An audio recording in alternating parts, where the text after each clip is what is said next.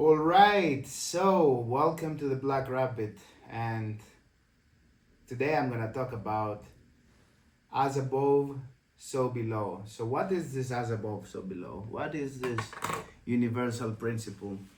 And so, as you can see, by the way, a simple note, I'm in my new apartment right now. It's actually a blessing to have this, and I'm gonna be making my new videos from here, from this place. So it took a little bit of a while to just get my all my stuff to this place here, and that's why I got late to do a video. But I guess it is what it is. So let's talk about as above, so below.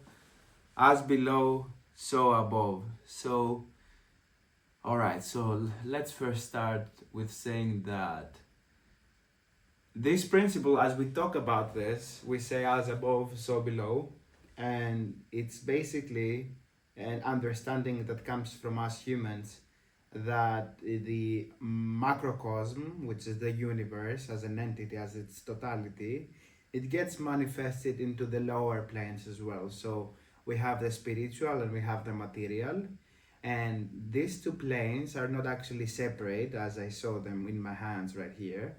They're actually correspondent with each other. So whatever happens in the spiritual is going to be therefore manifested into the physical plane down here that we call earth. So these levels are not different or are not separate, rather than they are interconnected, but for our perspective and our level of understanding with logic, we have to take its level separately in order to make sense out of it. So whatever happens in the planes above happens in the planes of the material. And so in my previous video where I talked about the all is mind and the universe is mental, which is the first law of the first hermetic law, the first universal principle, I talked about how the matter that we see down in the physical plane is actually a condensed thought form. It's a condensed energy that vibrates to an extent that it feels tangible, like my body, like this beautiful couch. I mean, it's beautiful, but I have to cover it a little bit because I think this is a little bit of like an old fashioned, and I ordered a gray thing to put up here. Anyways, so the physical plane is mental because the universe is mental as a whole. Even the physical manifestations are mental, but for us, we call them as physical because it's tangible and it's not air. It's not the element of air, which is thoughts. Thoughts you cannot tangibly um, hold them on. But for example, this book right here, which is the Kabbalion, in order for this book to make it happen, we took wood from the nature, and somebody had the idea to write these things down and to typewrite them or whatever that is. And so at first it was an idea that was up in the ether, and therefore it manifested into this little book down here with these parameters, you know. Even I mean, this candle right here, it's like it was raw materials from earth, the earth given us the materials, and we put our thoughts. It was at first an idea of thoughts of how this wax is gonna be created, of how what color is gonna take, what shape is gonna take, and therefore we as magicians, because we are all magicians as human beings, we therefore took the idea from the higher planes and we manifested it and crystallized it in the physical plane. So everything that you see around you, even trees, like trees have a genetic code, they have a genetic makeup, and this genetic makeup is what gives them the appearance that they have. So for example, this rose right here, I don't think it's a rose, actually maybe it's a rose, it doesn't smell, but anyways, this thing right here is gets born from the soil, from the ground. It has its roots down in the ground, and on the surface it appears like this. So it's a pink color, pink white color. It has these shapes of leaves. It has this thing right here. But what we see right here is a thought, but a thought of Mother Earth consciousness. So Mother Earth gives birth to this thing right here, because, and the way that this thing, its intelligence that it's created, it has a DNA. What we call the DNA, the genetic makeup, is literally what creates these things, creates the trees, creates the diversity of life. And this DNA is mental. It's the genetic makeup. It's like if you wanna say that say the reality is a simulation, you could say that the programming of this little object right here, of this little rose right here, the parameters are that it's gonna appear as pink or white. It's gonna die in 20-30 days. The leaves are gonna fall down then, and it has cycles. On the external is kind of more hard. In the internal, it's protecting its water, its roots. That it's water that comes up here and gives a form to this thing right here. So before you saw this, you were actually going to see a seed, a small seed. So this small seed, the intelligence that is hidden inside, with time, as time progresses, it grows up into this beautiful flower right here. So, and so what I'm trying to say is that this rose right here was first a thought on the spiritual plane. It was a thought. It was creative consciousness, and then the way that it manifested down here on the physical plane, it has this appearance. But the key understanding is to understand that the mental from the physical is not different. There is a bit of a delay of how the actions in this plane, in Earth, the ideas that come from the spirit, the way they manifested down here, there is a bit of a time delay. So, and you also need to take action in the physical in order to make things happen, in order to make this candle happen, in order to make this couch happen. So this is the physical plane, and now there are secrets to why this time lag exists, but I guess I'm gonna cover it on another video. And so what I'm trying to say is that the higher planes, such as, let's take for example the sun. Okay, the sun, which is the central point in our universe, it has the planets spinning around in a very geometrical pattern in the grand scale. Now, if you were to see that correspondence to the lower planes, to the microcosm, you would take a microscope and you will see that each, for example, atom has the nucleus inside, which could be correspondent of the sun, and then the electrons running around and in circles. And so this correspondence of the universe to the atom is this universal law that we are talking about. Now, this is just one example. There are many examples. So, for example, the what I'm saying and portraying in this video, which is gonna be my conscious mind, what I'm bringing up on the surface right now, right here, and it's concentrated through my voice, all right? That unconscious, my unconscious, has done processing in order to understand these things. So, as below, which is gonna be the unconscious, so above, the conscious. So, in order for me to literally bring all this knowledge up here and to concentrate it in my voice, there has to be a correspondence in my unconscious and with the conscious. It's like a bridge. So, this is also correspondence. So, what else could be a correspondence? So, for example, during the day, we're seeing the sun coming out.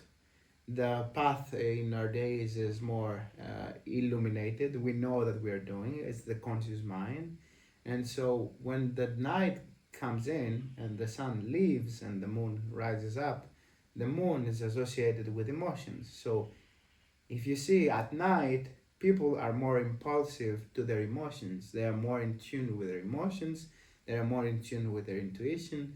So, what does it has to tell us about this law? It's a correspondence.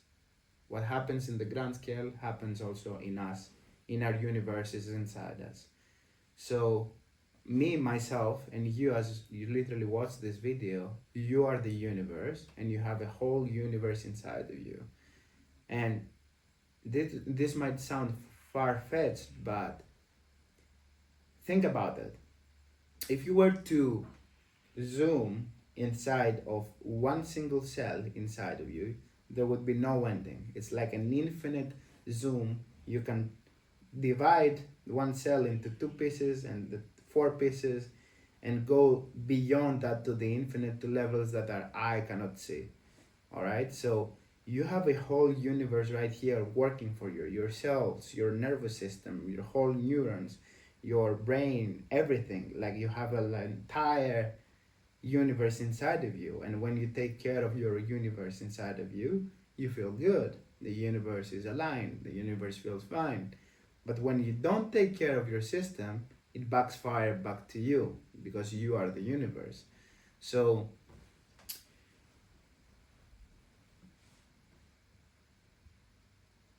in a previous video I said that we are gods. And what I mean that we are gods, I mean that in the same way that the source, when I mean source, I mean you can call it God, but I'm gonna call it the infinite intelligence of the universe, the 0 point where everything starts, is like the first cause. You can see it like this. Now it creates this whole reality, it creates this whole universe, this infinite universe, to experience itself through the universe. All right. So the same way the universe and the grand scale this happens also to us. I, you, your neighbor, your cat, whatever that is, any conscious being, even unconscious beings that I have not yet have a consciousness to realize the self, such as an object, they are creating their own reality, and we create experiences around us in order to be able to experience them, because our subconscious minds literally bring experiences and experiences and experiences to us to realize ourselves. So this is an infinite process. There is no numbers of this process. Every single moment that goes by, every single millisecond is an experience for you, and your own subconscious mind creates it for your conscious mind to understand it. So now that I'm talking about the unconscious and the conscious mind, now with the as above, so below, as the universe, so the soul, so the self, we could say that the subconscious mind, the unconscious mind, which is literally the foundation of our existence as individuals, it's like you could say it's the 99% of our consciousness. 90%, numbers don't matter, but in the grand majority, our unconscious is what literally creates our reality. So the conscious mind is just a point of focus of all the subconscious aspects.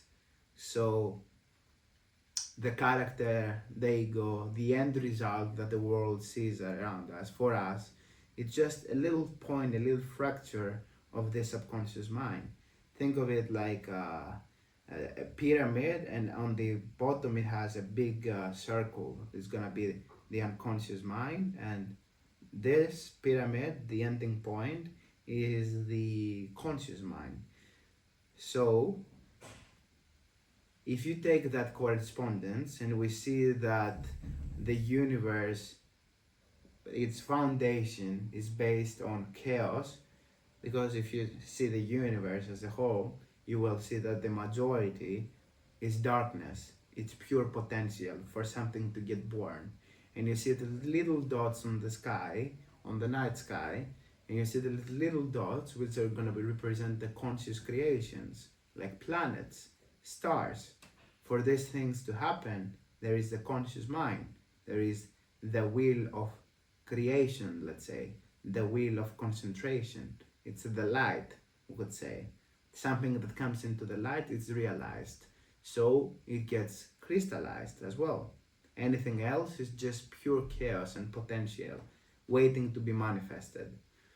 So this representation of the what happens in the universe, where the grand majority is darkness and you see little dots on the sky, is the same representation for us.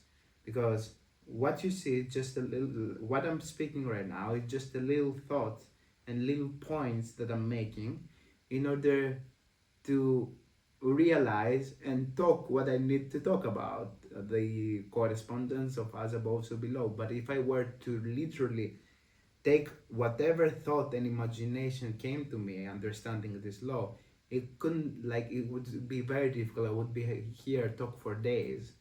So I'm trying to concentrate that in a 20-minute video or 30, I don't know. So this correspondence is the principle of correspondence is literally what's happening on the higher planes and the lower planes. So when we are talking about magic and occultism, we are consciously understanding each and every layer of existence. Now these layers and these levels, you could say levels, it's I like to call them as four because this is how I make sense out of them, or five, you could say five as the elements. So it could be the spiritual, which is the spirit, which contains all the four elements, and the way it's distributed down into the physical realm and it gets separated from oneness into duality. It creates the four elements, which is the four axes of the x axis, the y axis, and so on and so forth. So these four elements are the layers of creation. So we're gonna have the earth element, which is gonna be the physical. Then we're gonna have the water element, which is gonna be the emotional. You know, the emotions are flowing, and it's the flow of creation. When you play an instrument, when you're loving, energy flows in your system into the other person. So then we're gonna have the air element, which is gonna be the thoughts. Then we're gonna have the fire element, which is gonna be the willpower, the passion, the burning desire to expand. All right. And then we're gonna have the spirit, which is the totality of the four elements. So when you're looking at these four elements, these are correspondent to each other. None of them could work if you were to put one of them out.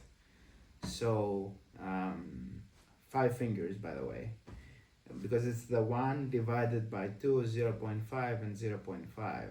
And as above, so below. Because we have 5 fingers, we have 5 fingers on the one side, 5 fingers on the other side, as above, so below, and that's manifested literally in the body as well. Because we have 5 fingers on the bottom and we have 5 fingers on the top. The chaos, which is gonna be the more primal, it's our ability to walk around and survive, hunt and create, and then we're gonna have the upper mind, which is gonna be the spirit that makes sense out of things, put things in place. Now, of course, these are not absolute, these are intercorrelated, and this is what I say, that we break down these layers in order to understand them. Otherwise, if we would see them as what it is, they are all interplaying at the same moment. They all exist in the here and now. All right. So, what else do I have to say about the as above, so below? I think from my point of view, the way that I understand them is everything that I have discussed. Now you see a tree growing up on the surface, and in order to grow up, the same way it grows up on the surface, it grows up to the soil. It grows down into the soil and splits its roots. So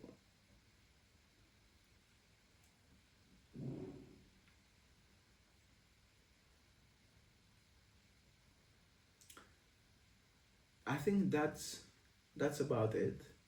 I can I can bring more ideas into light when it comes to this topic. So probably I'm gonna do a part two.